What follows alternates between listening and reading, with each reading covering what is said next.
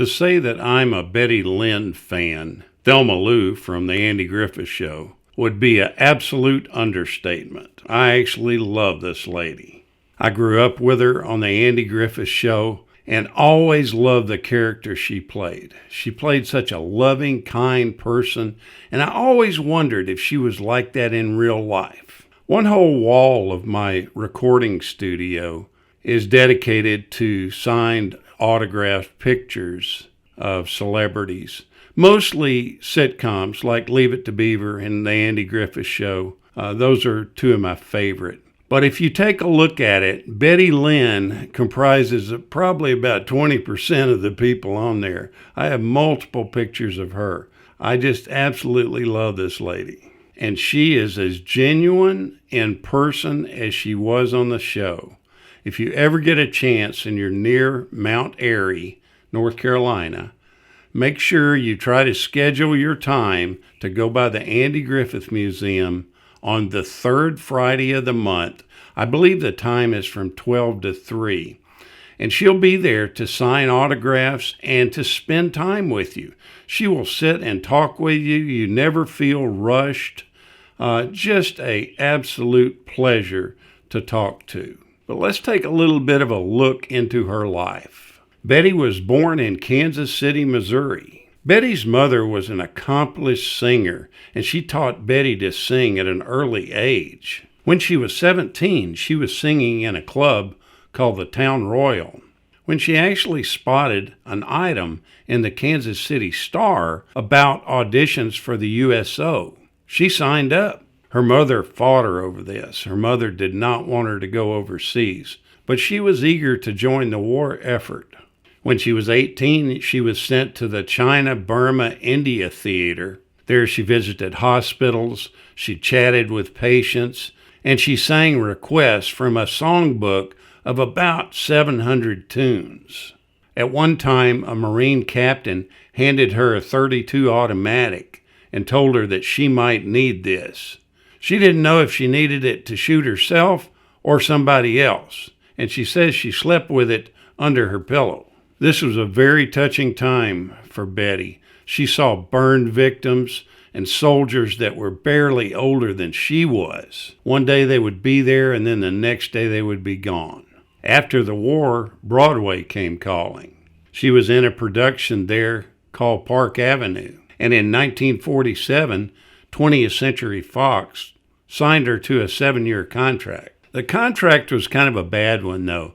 Every 6 months, it was kind of reevaluated, and they could drop her at any time. So twice a year, she was scared to death she was going to be lost into the rat race of Hollywood. Her mother eventually followed her to Los Angeles, and then her grandparents moved from Kansas City as well. In 1948, she was in 2 major films. One of them was Sitting Pretty with Clifton Webb, Maureen O'Hara, and Robert Young. And then she was in June Bride with Robert Montgomery and Bette Davis. There were a whole bunch of other roles that followed after this. In the 1950s, she bought a house in West Los Angeles, actually in Century City. It was built in 1928, and it became home for her, her mother, and her grandparents. Betty was basically the caretaker for everybody, and she was the breadwinner and the nurse for everybody for much of her life. In 1960, she was invited to read for a part on the Andy Griffith Show. She states that she had only seen it a couple of times, and she thought it was funny. They immediately cast her as Barney Fife's girlfriend. She was in 26 episodes of the show and only made $500 per appearance. There were no residuals paid, so once she was done, the money stopped. She found a few other roles in television, but she was definitely typecast, and an impression was made on everybody's mind that she was Thelma Lou. She got back with Andy Griffith in 1986, and she starred in a few episodes of Matlock. She was a little disappointed that she didn't have more lines, and she asked Andy about it, and Andy seemed offended by it, and she was let go pretty quickly. She was really upset with him because he wouldn't listen or talk to her about the problem. They didn't have any contact for about 20 years. And surprisingly, they end up repairing the relationship before Andy passes away. She dated several men in Hollywood, but only one of them clicked for her. He was a widower, he was an attorney, he actually dabbled in fine art, but he couldn't make up his mind between her and another girl named Marilyn. 4 days before the wedding date, the gentleman came and talked to her and told her that he was still in love with Marilyn, and that was it. That was the final straw. They canceled the wedding, and so the relationship ended. During her film career, she became good friends with Betty Davis, one of the most powerful people in Hollywood and one of the most cantankerous, too. Betty Davis had a nickname for her, and she called her Boo. They were at two opposite ends of the temperament spectrum. Betty Lynn was sweet and nurturing, and Betty Davis was a nightmare. She always thought somebody was going to take advantage of her, and she tried to talk Betty Lynn into being more forceful and more pursuant of her own needs. You see, Betty Lynn was awful nice, and she was one of those that people took advantage of her entire life and her entire career. When she was a child, her mother and grandparents made for a very loving home for her in Kansas City. You'll never hear her speak much of her biological father because he was a true nightmare.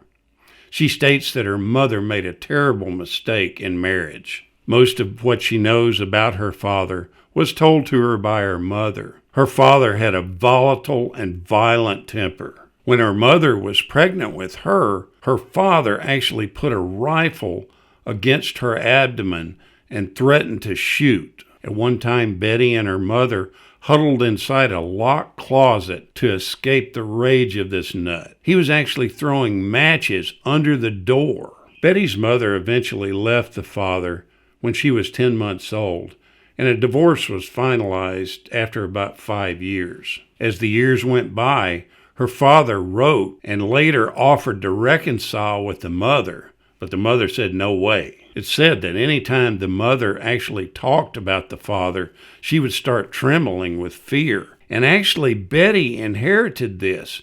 She was around it so much and experienced it through her mother that she was scared to death. She was constantly worried that she'd be walking down the street in L.A. and he would come up to her, even though she had no memory of him and she didn't even know what he looked like. She was still filled with anxiety about him stalking her. And he actually did, but he did it in death. Betty wasn't one to read the obituaries, but for some reason, she looked at the L.A. obituaries. She was strangely drawn to the obituary of a guy from Kansas City. She asked her mother, "Is this him?" And she replied it was. Before he had died in Kansas City, he arranged for his obituary to actually appear in the Los Angeles Times. Her mother fretted that she needed a father, and she didn't need to look very far because the grandfather took over that role, and she still referred to him as her daddy. He was an engineer on the Missouri Pacific Railroad. What kid wouldn't love to have a father that was an engineer? Betty continued to live in her L.A. house even after her mom's death in 1984. It's known that because of her kind nature, she was taken advantage of by repairmen and people preying on that type person. Her house continued to be broken into, and after the second time, she decided to move to a hotel. She was afraid to live there anymore. In 2006, she was invited to Mount Airy for one of the Mayberry Days celebrations, and she never went back. The Surrey Arts Council and the organizers of Mayberry Days arranged for her to spend more time in Mount Airy at a retirement home after the festival. She's still there to this day. It's amazing that all this time after the Andy Griffith Show went out of production, it just continues to live in our hearts and minds. All ages show up on Autograph Day to meet Betty Lynn. because they've watched reruns of the show with their parents. The show's themes of love, family, and home have endured through the decades. So if you're ever in Mount Airy on the third Friday of the month, make sure you go in and see Thelma Lou. She'll love to see you, and I guarantee it will be time well spent. Thank you so much for the memories, Betty Lynn. We love your beauty, your charm, your girl next door type feel, and the fact that stardom never went to your head. Thank you so much for watching, and we'll continue to chase the classics.